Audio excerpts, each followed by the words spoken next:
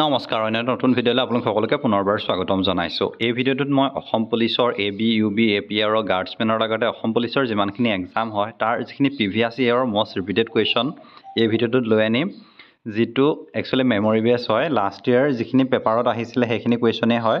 চ' এইখিনিয়ে আগন্তুক যি হ'বলগীয়া পৰীক্ষাত আপোনালোকৰ কাৰণে হেল্পফুল হ'ব, যিহেতু মই নিজে এজন অসম পুলিচৰ হয়।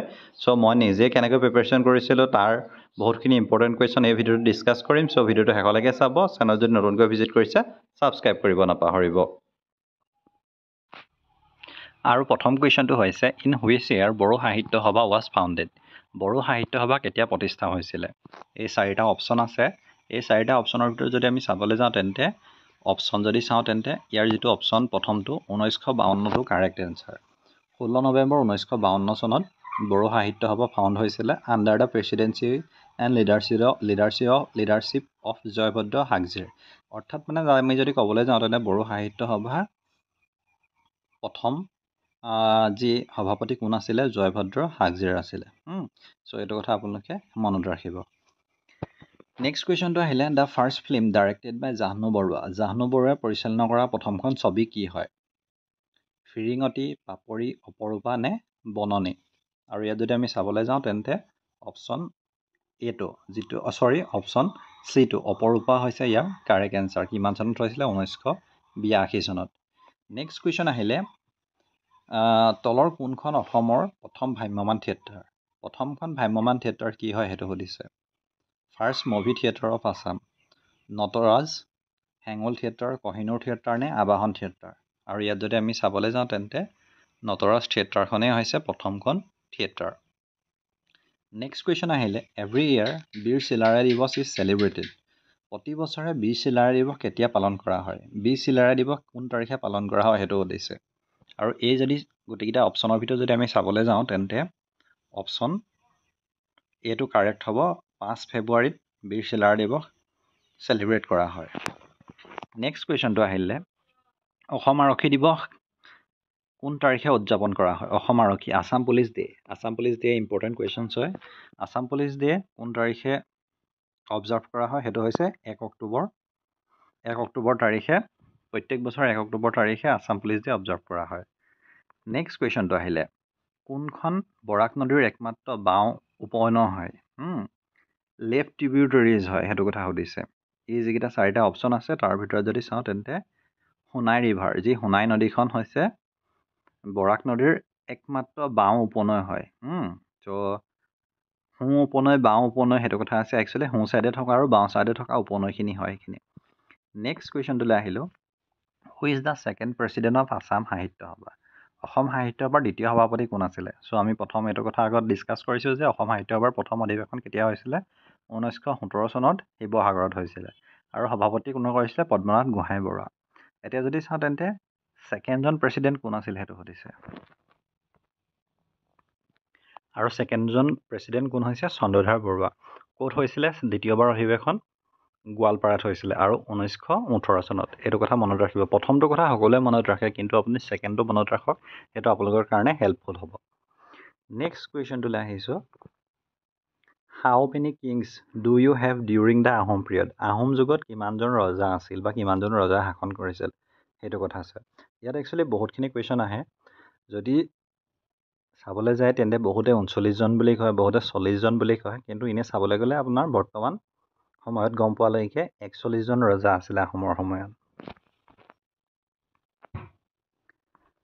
এতিয়া আহিলোঁ নেক্সট কুৱেশ্যনটোলৈ। নেক্সট কুৱেশ্যনটো হৈছে কোন চনত কাজিৰঙাক ইউনেস্কো দ্বাৰা বিশ্ব ঐতিহ্য ক্ষেত্ৰ হিচাপে ঘোষণা কৰা হৈছিল?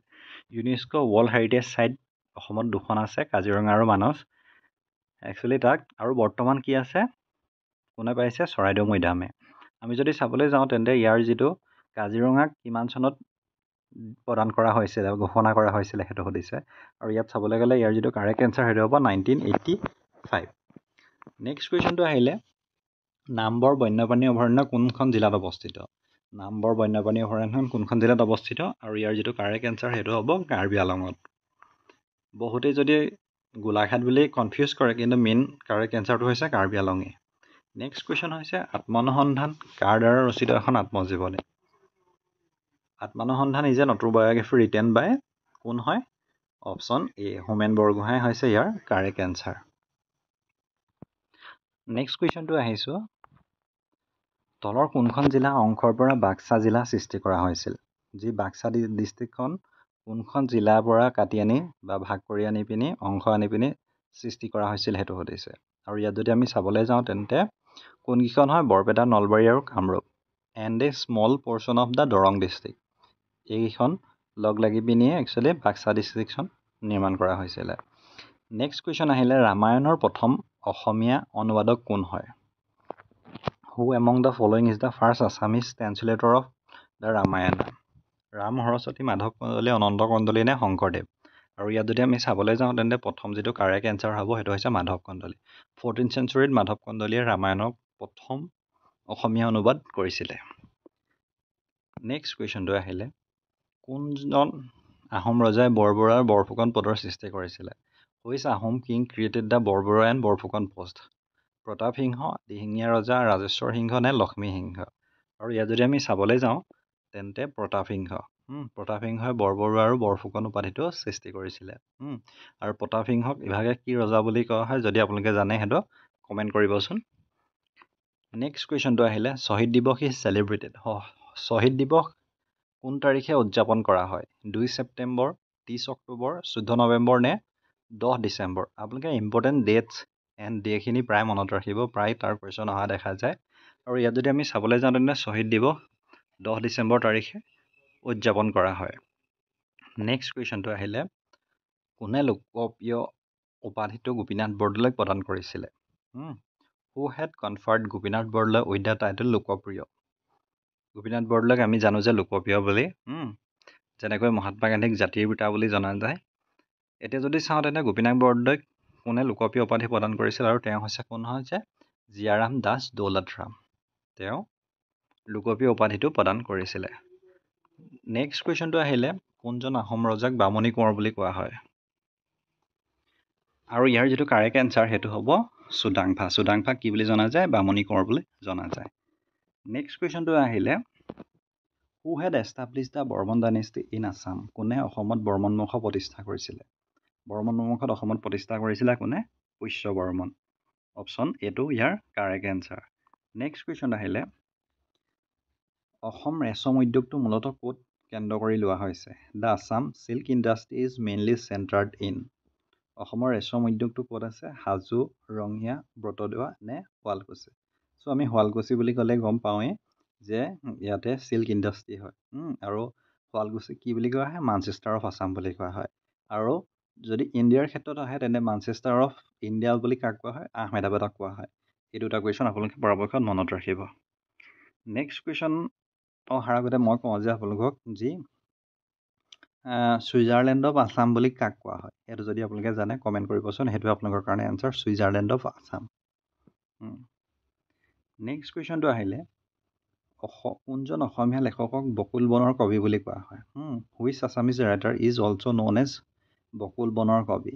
বকুল বনৰ কবি বুলি কাক কোৱা হয় সেইটো সুধিছে। বিষ্ণুৰাম মেধি, বিনন্দ চন্দ্ৰ বৰুৱা, আনন্দৰাম ঢেকিয়াল ফুকন নে আনন্দ চন্দ্ৰ বৰুৱা? আৰু ইয়াত যদি আমি চাবলৈ যাওঁ তেন্তে আৰু ইয়াৰ কাৰেক্ট এনচাৰটো হৈছে আনন্দ চন্দ্ৰ বৰুৱা। আৰু এই পাৰ্টটোত একটা কুৱেশ্যনে আছিলে, কম টাইমৰ ভিতৰত ডিছকাছ কৰিছোঁ। নেক্সট পাৰ্টটোত মই এটা লং ভিডিঅ' লৈ আনিবলৈ চেষ্টা কৰিম, নেক্সট ভিডিঅ' এটা য'ত আপোনালোকৰ হেল্পফুল হ'বগৈ। চ' ভিডিঅ'টো যদি চাই ভাল পায় লাইক কৰিব, শ্বেয়াৰ কৰিব, চেনেলটো নতুনকৈ ভিজিট কৰিলে ছাবস্ক্ৰাইব কৰিব। ফেচবুক পেজটোৰ পৰা যদি চাই আছে ফেচবুক পেজটো ফ'ল' কৰিব নাপাহৰিব। ধন্যবাদ।